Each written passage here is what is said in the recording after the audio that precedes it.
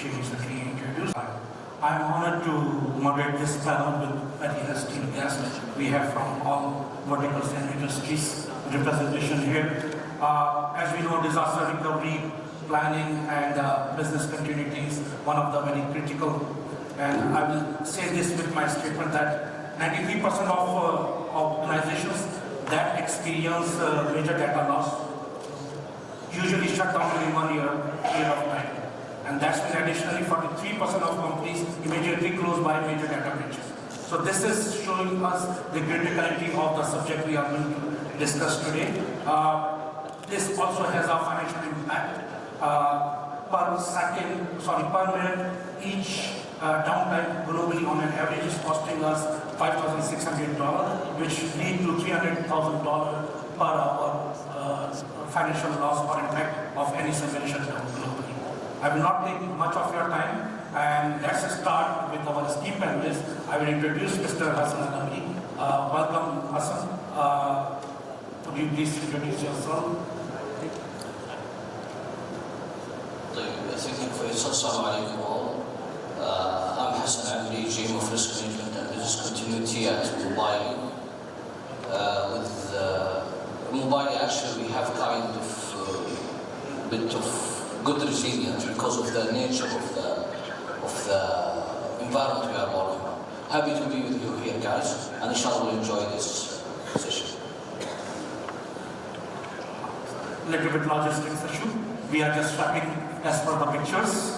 So next we have NOOR ALSHEBANI, Ms. NOOR ALSHEBANI from ROSHN Group. Yes, thank you, Faisal. So we have to exchange our seats, as you can see. It's a pleasure being here with you today. My name is NOOR ALSHEBANI. I'm heading the Risk Management Department for ROSHN Group. I'm actually looking forward for this insightful panel discussion. I'll hand the floor now to you, NAIF. Thank you, Ms. NOOR. Next we have Mr. NAIF SULIMAN from National Water Company. Mr. NAIF. Thank you, and assalamu alaikum all. I'm NAIF SULIMAN. I was graduated as an automation engineer from KPMG. Since that, I was in WC. Now I have been for 15 years with WC actually, working on operation and maintenance and disaster recovery. And we would love to hear the insights from KPMG. So we have from KPMG Mr. Mohammed. Assalamu alaikum. My name is Mohammed Hassan. I'm an Enterprise Risk and Business Continuity Director. I have overall experience 25 years in technology and disaster recovery and business continuity. Thank you. Thank you. So let's go to the first question. First question, Mr. HASSAN. From your extensive experience in risk management, what are the critical steps to developing disaster recovery plan that aligns with both business objectives and regulatory requirements? Thank you for such a question. Statistics shows that more than 40% of the R plans fail due to non-alignment actually with the business objectives and the regulatory requirements. So let's go to the basics actually. The objective of having a disaster recovery plan is to ensure to recover your critical systems within the agreed time frame. This time frame is being defined based on assessing, let's say, X systems against multiple factors. As we said, business objective, contractual requirements, regulatory requirements, considering the risk appetite, or let's say the risk tolerance level of the organization. And this is where I would say the pieces connect. Risk management, business continuity, disaster recovery come together to understand the appetite and decide your time frame to recover. Of course, following that, once the systems have been, it's critical to have been assessed, the next step is to go to the management to take their approval and agree with them, of course, on the recovery strategies where the costs will come there. As example, some of the recovery strategies for critical systems having, let's say, real-time data replication, duly redundant infrastructure, real-time backup, so on. Such systems, usually, since it's critical, and usually it's with low risk tolerance level, should be tested on a frequent basis. And this is actually the most important thing. Of course, beside the testing, we should have a resilient our infrastructure in terms of having replication for hardware, software, and our primary, secondary, and disaster recovery systems. Thank you, Hassan, very insightful answer. Before moving further, I have one more follow-up question for you to discuss this simulation things and testing. So, you touched very important key points. So, from your perspective as a follow-up, how mobile your organization prioritizes risk areas and the role simulations play in preparing potential disruptions? Prioritizing risk area, mobile is similar to any other company. It's the same concept where you decide your risk appetite against the risk impact, and accordingly you will define the risk important factors. However, since mobile is working in a very, I would say, challenging environment, we have a little bit complex risk universe where we have a big number of customers, big geographical area to serve, supplies, commercial and technical from all over the world. In addition to that, you know the geopolitical situation that we have today, even alhamdulillah, Saudi Arabia is a stable situation, including the competition or the competitive environment we are working on. With such complex risk universe, with such complex environment, we in risk management focus actually on two things. First, on the reputational side of the risk. This is a very important risk area for us, where we have a zero appetite for it. Of course, when I say reputational risk area, combined with the operational area that support that reputation. Because we are working in a competitive environment, I cannot either to win my customer or I will lose my everything. So this is one important area for us. In addition to that, the resiliency. Resiliency for us is a very important area to consider. So any service disruption is not allowed in mobile. And to enable this kind of resiliency, testing is very essential, okay, to be there. Because resiliency alone, it will not complete the picture. So testing, building that mindset, it has to be there. We are trying to build a kind of complete testing framework where we have our tabletop exercise, have limited functional testing, full functional testing, crisis simulation, doing it on a frequent basis, giving more importance, of course, for the mission critical system or important telecom nodes. This is where you have the whole picture. You have resilience, you have your most important areas, you have your people trained and educated. I think like this you will build the culture for responding well to any disaster that might have a gulf for it. Thank you, sir. Give us the insight, the success behind the mobile stability and how you guys are progressing very well. So next we have Ms. Noor from real estate industry. So Ms. Noor, from your point of view, why is a disaster recovery plan essential and what types of disasters should it design to address?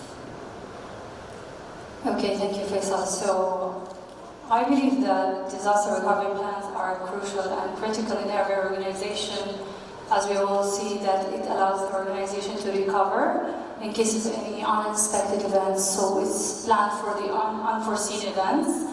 And not just this, but it also is made to focus on its main goal and objective is to gain the stakeholders' trust, and it allows us to safeguard our assets and, of course, minimize the impact on the business disruption, so the business continuity, of course. On the other hand, it allows us to proactively manage and identify our risks and to be well prepared to mitigate them and to have a proper plan in place. And finally, it focuses on, of course, complying to our regulatory bodies' regulations. Now, moving forward, there are certain areas that are significant for us to address in our disaster recovery plans that we need to consider. I'd like to emphasize that this needs to be developed based on the business line or the organization practices. So basically, there are few that could be applicable to each and every organization, such as the natural disasters, but again, we need to tailor to fit the need. So natural disaster is a global thing that happens all over the world. Like, for example, In Saudi Arabia, we need to focus on the sandstorms and ensure continuity in that case. On the other hand, we have the floods. So we cannot stress on earthquakes. That would be an insignificant example in Saudi Arabia. On the other hand, coming from a real estate background, I would like also to emphasize that third-party risk assessment, where we need to make sure that we are well prepared proactively when it comes to supply chain disruptions. As we have the short, tight schedules from project management perspective, where we need to deliver to our clients. So all of these aspects and characteristics need to be taken into consideration when developing our DRPs. Thank you. You have highlighted some very essential points in terms of Saudi-specific market. Could you also please share some common pitfalls to avoid when developing a DRP, disaster recovery plan, particularly Yes. from a risk management perspective? Yeah, of course. So I'd like to state by stating that more than 23 companies globally do update their DRPs on a quarterly basis. So a common pitfall in that case would be not regularly updating our DRPs, and given the fact that the business now is more and more dynamic, as we can see, so business plans are more often getting updates and the strategies, so we always need to be proactive and ready and to align our DRPs into our business strategies and plans.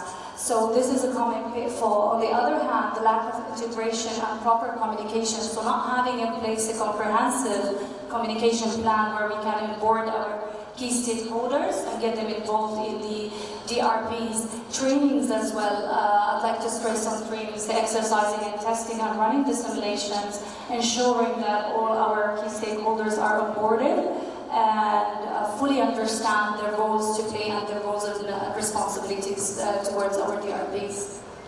Thank you, Mr. Our next question from critical utility company, Mr. NAIF. We discussed disaster recovery plan, we discussed the execution. Now let's discuss the testing and validity of the disaster recovery. So, as National Water is one of the critical company, how do you validate that disaster recovery procedures will be effective under real-world scenarios or conditions? Thank you, Mr. President. Actually, since our business is dealing with water, and water is never stop, actually. So we need to have also continuous drills in different scenarios. And also it's related to the distribution. We are responsible for the distribution. Also we do it with the supply chain, which is the production and the transmission, to be aligned together in order to have a full picture when we do our drills. After that we have the lesson learned. We take our feedback from different aspects like operation and maintenance, like IT, like whatever department working in our company. Then we move on with the PI and so on. Okay, thank you. Thanks for this insightful answer regarding the testing. So as a follow-up, could you share your valuable lessons from past testing, results and exercises that have shaped your current approach to disaster recovery? Continuing what I'm saying, after that we move to the BIA, which is the business impact analysis, and from that we take our action in order to develop and improve our workflow inside the company. Thank you. Thank you. So next, we were waiting for some good insights from Mohammed Hassan. From risk management perspective, Hassan, how do industry standards influence disaster recovery strategies? What best practices can organizations adopt to stay compliant and flexible? Okay, interesting question. So I think we have a good number of standards and guidelines, such as ISO 301, and we have also 27031. This is for disaster recovery. We have international guidelines like DRI is already developed very detailed guidelines. And by the way, on the national level, I think we have a very good guidelines. One is already developed by Digital Governmental Authority, this is one of the good luck guidelines, and we have another guideline for disaster recovery for specific for telecom. This is developed by CST. So I think these guidelines and standard provide a structured approach to implement an effective business continuity and disaster recovery, guide organization to identify the critical business services and product as well. And also the guidelines and standard highlight a key component that help the TR professional and business continuity to start implementing a very good and effective disaster recovery strategy. For example, they already provide a good classification about the RTOs, which is a recovery time objective. So, for example, if you have a very aggressive RTO, which is actually within minutes or hours, I think we can go for active strategy model, or which is a hot site. If we have an RTO within days or weeks, so we can start doing another selection for warm site or cold site. So this is kind of guidance from the standard and standards and guidelines that can help the organization. Another key component, which is actually the regular testing and drills, because actually this is a continuous improvement on the TR plans in order to overcome any gaps, learn by applying any kind of corrective actions, and this is actually will enhance your TR plans and strategy as well. So maybe in nutshell, this is most of the key component can be highlighted by the guidelines. There is more, but just due to the time. Thank you, Mohammed. Standards, as you discussed, are indeed provide structure, but yet they are complicated and sometimes challenging as well to implement. Could you elaborate on the key trends in business continuity management? Because you touched RTO and RTO thing, and risk management that are shaping the future of DRS. Very quickly, I think there is major key trends I can provide an example. For example, now we have the cloud-based TR as a service. So this is one of the key trends, and this is actually according to the organization capability to invest. Because actually, if I'm going for the option active, strategy model, this is a very expensive. I think this is one of the trends. I think the growing use of AI-driven resiliency. This is one of the key trends, because actually where the machine learning and AI can analyze the historical information and provide the predicted or predict maybe the potential disruption can be occurred. This is actually one of the key trends that we can use in the future. I think also maybe this is recently quantum computing can play a vital role in this area, specifically in the cybersecurity, the quantum encryption to safeguard the sensitive information during any disruption.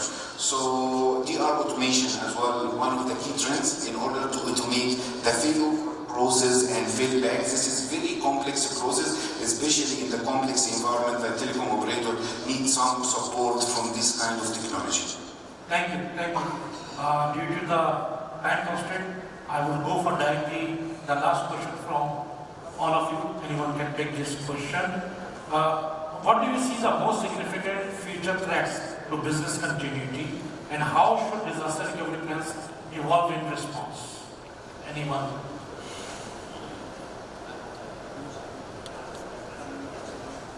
From my perspective, it's risk is attached, as we know, with the business.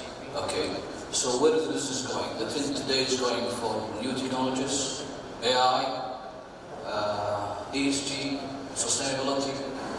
So that areas will generate risk for us. So mostly we see risk around the new technologies where cybersecurity is there. Mostly we see risk around the environmental. I think most will see maybe geopolitical situations, kind of supply chain risk. I think this is the trends for disruptions that can impact the business. Of course, maybe with the AI we can utilize some future solutions. I don't know. Maybe, okay. Maybe we need to build a mindset for our people, our employees. Maybe we need to put more time in testing and exercising and change the mindset and culture of the guys. I think this is something, this is just my perspective for how future will impact us. I think you wanted to add something. Sorry, Mohammed. Okay, I think supply chain is a unique challenge or threat to the business continuity, as mentioned by Mr. Hassan.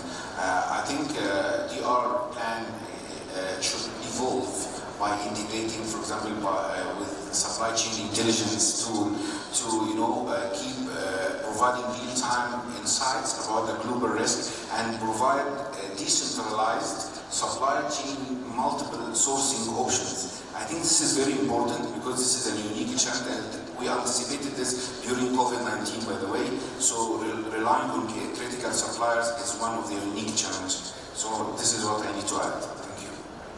Thank you. From my perspective, I think that since we are going with the business to become as a business excellence, and also in some companies they mention operational excellence. Also, I believe that we will have in the near future something called business continuity excellence, which means that all of the DR, all of the output coming from the BIA will be implemented in this department or in this center. So, inshallah, we hope that it will be soon here. If you allow me, I'll add 2 more points from my perspective. So we need to consider the climate changes, the global climate changes that are happening. So as Hassan just mentioned, the ESG, so we need to ensure more sustainability, taking into consideration, right? On the other hand, given the facts of the geopolitical situations, this is a very significant threat that might impact us in the future. So this is also need to be comprehensively analyzed and all risks allocated with that area identified and proactively planned for. Yeah, thank you. Thank you. Thank you everyone for your thoughtful insights. And definitely it's clear that future of disaster recovery will require more agility as well as foresight as threat review. We have 4 minutes if anyone have any questions before we conclude this panel, as we can conclude this panel. Yeah.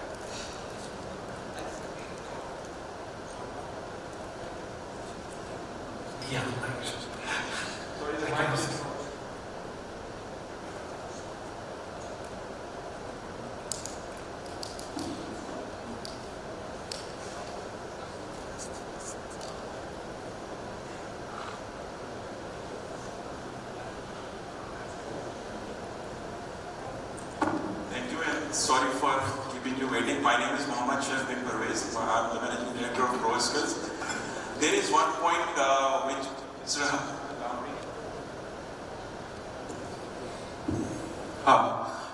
which Mr. Hassan and AMRI put it really very well, that there is a big shortage of the skill set that is required for the risk mitigation, actually, for the people. So my question here, we are talking about AI data centers, we are talking about digital cities, means smart cities, everything. But I know that Saudi Arabia is a very flourished country and we have capability to get all the latest technologies in the world. We can bring them, we can bring it in. But the major problem what we are facing in Saudi Arabia is the skill set of the people who are implementing those technologies. So how you guys are thinking that you will mitigate that risk? So thank you. Mr. Hassan, specific to you. Any one of the gentlemen? Anyone? If I understand you well, I cannot hear you because of the sun. But if I understand you well, you discussed the skill set, okay, and the shortage of skill sets in Saudi Arabia. Am I right? Yeah, agreed with you. Because we are... Okay, so this is maybe a common risk around the whole world, okay? With the advancements we are seeing today, the technologies, with the advancements we are seeing everywhere, okay, there is a shortage of skill set. So I think part of the I will take it from organizational perspective. I'm not taking it from personal perspective. Organizations should invest more in developing their people, enhancing their skills. First, selecting the right people. And I think you can see most of the organizations today in Saudi Arabia, for example, they apply some tests before getting the good employees to the position. So this is one. Second is regarding the training, building their skills. Third is, it comes to us, the experts of risk management and business continuity, where we need to build the skills for our people, change their mindset, how they think about the, if we take it from, I would say, the downside, if crisis happen, how they go back, reflect to it, how they deal with the technology. Today, most of the most of the risk comes from cyber perspective, from technology perspective. So building our skills in that area, I think it's very essential for any company to grow, especially if we talk about technical companies or IT technology companies like telecom, what? I hope I answered this question. So I will just add a few things about us as Pro Skills, that to mitigate those points, actually we recently formed a training company called Pro Skills, which is the authorized training facility of Big C in Saudi Arabia. This is something big for Saudi Arabia because we are the only one who is not only in Saudi Arabia but in Middle East and Africa and Europe as well. So it was a sales question. Not exactly sales question. This is a technical question actually, but. Thank you everyone, because we are concluding the time. Thank you each one of you, and I would really suggest all of you to connect with these knowledgeable people after this session. They are here, connect with them, gain knowledge by discussing with the same subject, which is very critical. I remember before we are coming to stage, people were asking questions from Ms. Cobra as well about the disaster recovery. So thank you everyone once again. Thank you.